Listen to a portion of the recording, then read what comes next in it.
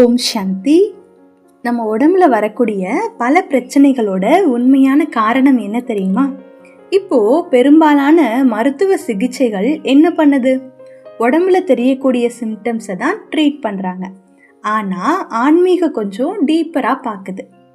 நம்ம ஒவ்வொரு எண்ணமும் மனசுல ஒரு பதிவு வைக்குது. அந்த நெகட்டிவ் பதிவுகள் சேர சேர அது பாடியையும் அஃபெக்ட் பண்ண ஸ்டார்ட் பண்ணுது. இந்த வீடியோல பரமாத்மாவை தொடர்ந்து நினைவுல வைத்திருக்கிறதுனால மனசை எப்படி தூய்மைப்படுத்தலாம், அதனால உடலின் இயல்பான ஹீலிங் பவர் எப்படி ஆக்டிவேட் ஆகுது அப்படின்னு பார்க்க போறோம். ஏன்னா ஆத்மா அமைதியோட ரீகனெக்ட் ஆன உடனே உடம்பும் மெதுவா சேஞ்ச் ஆக ஸ்டார்ட் பண்ணுது. இப்போ பல பேர் வெளியில நார்மலா இருந்தாலும் உள்ளுக்குள்ள நிறைய ஸ்ட்ரெஸ் எடுத்துக்கிட்டு இருக்கிறாங்க. பயம், அதிக கவலை, கோபம், எமோஷனல் ஹர்ட், குற்ற உணர்வு, இது எல்லாமே மனசுல இருந்து அப்படியே வெளியேறிடாது. அது சப்கான்ஷியஸ் மைண்ட்ல சன்ஸ்காரம் மாதிரி பதிவாகிடுது. அதுக்கப்புறம் அந்த இன்னர் ரெக்கார்டிங்ஸ் நம்ம தாட்ஸையும் எமோஷன்ஸையும் ஹெல்த்தையும் பாதிக்க ஸ்டார்ட் பண்ணிடுது. சயின்ஸ்ல கூட இப்போ என்ன சொல்றாங்கன்னா, அதிக ஸ்ட்ரெஸ் பாடி ஹார்மோன்ஸ் சேஞ்ச் பண்ணுது, இம்யூனிட்டியை வீக்கன் பண்ணுது, பாடி செல்ஸை அஃபெக்ட் பண்ணுது. ஆனால் ஆன்மீகத்தில் இன்னும் பவர்ஃபுல்லான விஷயம் என்ன சொல்கிறாங்கன்னா, உடம்பு ப்ராப்ளம் கிரியேட் பண்ணலை, அது மனநிலையை ரெஃப்ளெக்ட் பண்ணுது. மனம் நீண்ட நேரம் டிஸ்டர்ப்டாக இருந்தால் பாடியையும் அதையே வெளியில் காட்ட ஸ்டார்ட் பண்ணுது. ஆனால் இதில் ஒரு நல்ல விஷயம் இருக்குது. மைண்ட் இல்னஸ் கிரியேட் பண்ண முடிஞ்சால் பீஸ்ஃபுல் மைண்ட் ஹீலிங்கையும் கிரியேட் பண்ண முடியும். கன்ஸ்டன்ட் ரிமெம்பரன்ஸ்னா என்ன? அதாவது தொடர்ச்சியான நினைவு. மெடிடேஷன் நேரத்தில் மட்டும் இல்லை, வேலை செஞ்சிட்ருக்கப்போ, நடக்கிறப்போ, பேசுகிறப்போ, ப்ராப்ளம்ஸ் ஃபேஸ் பண்ணுறப்போ கூட பரமாத்மாவோட கனெக்ஷனை உள்ளுக்குள்ளே மெயின்டைன் பண்ணிகிட்டே இருக்கிறது. நார்மலி நம்ம மைண்டு என்ன பண்ணும்?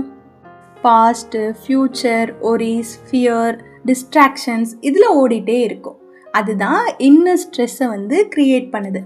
ஆனால் மைண்டு திரும்ப திரும்ப பரமாத்மாவை நோக்கி போக ஆரம்பித்தா அது காமாக ஸ்டார்ட் ஆகிடும்.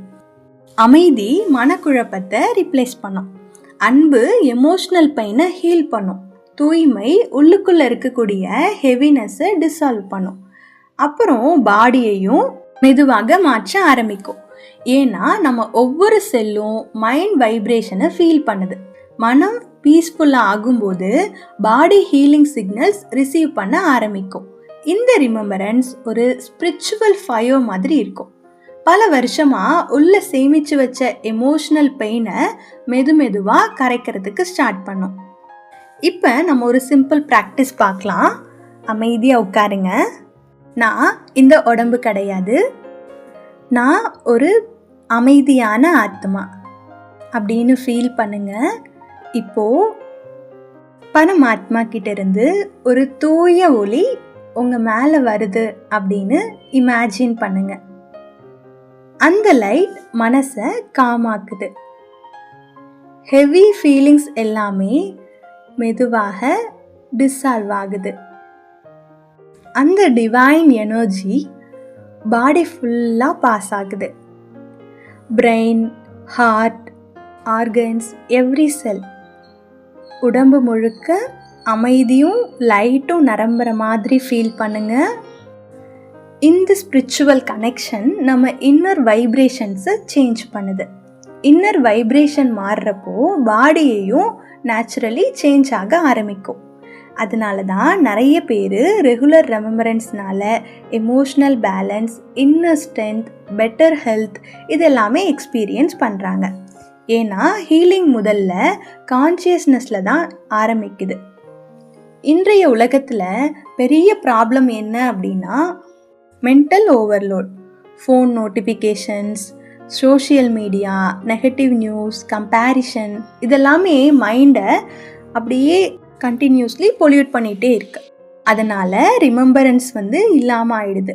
கண்டினியூஸாக ரிமெம்பரன்ஸ் இருக்கணும். ஒரு டேயில் சில செகண்ட்ஸ் பரமாத்மாவை நினைவு செஞ்சோம் அப்படின்னா மைண்ட் ஸ்லோலி பியூரிஃபை ஆக ஸ்டார்ட் பண்ணும். தூங்குறதுக்கு முன்னாடி நெகட்டிவ் கண்டென்ட்டை அவாய்ட் பண்ணணும். அதுக்கு பதிலாக சைலன்ஸில் இருங்க. பீஸ்ஃபுல் தாட்ஸ் வச்சுக்கோங்க. மனசை அமைதியாக வச்சுக்கோங்க. ஏன்னா மனசில் ரிப்பீட் ஆகிற விஷயம் பாடியையும் ரெஃப்ளெக்ட் ஆகும். அடுத்த டைம் நீங்கள் இல்னஸ் இல்லை எமோஷ்னல் ஹெவினஸை ஃபீல் பண்ணுறீங்க அப்படின்னா உங்களை நீங்களே கேளுங்க, நான் என்ன மாதிரியான தாட்ஸை உள்ளே கேரி பண்ணிகிட்ருக்கேன். ஏன்னா உண்மையான ஹீலிங் பாடியை ஃபைட் பண்ணுறதுல ஆரம்பிக்கலாம், மைண்டை பியூரிஃபை பண்ணுறதுல ஆரம்பிக்கலாம். உயர்ந்த பரமாத்மாவை நினைவு செய்கிறதுனால, தொடர்ந்து நினைவு செய்கிறதுனால பழைய மனசாயல்கள் டிசால்வ் ஆகும், மனசு அமைதியாகும், உடம்பும் ஹீலிங் ப்ராசஸ்க்கு போகும். இந்த மெசேஜை இன்னர் ஹீலிங் தேவைப்படுற ஒருவர் கூட ஷேர் பண்ணிக்கோங்க. நன்றி. ஓம் சாந்தி.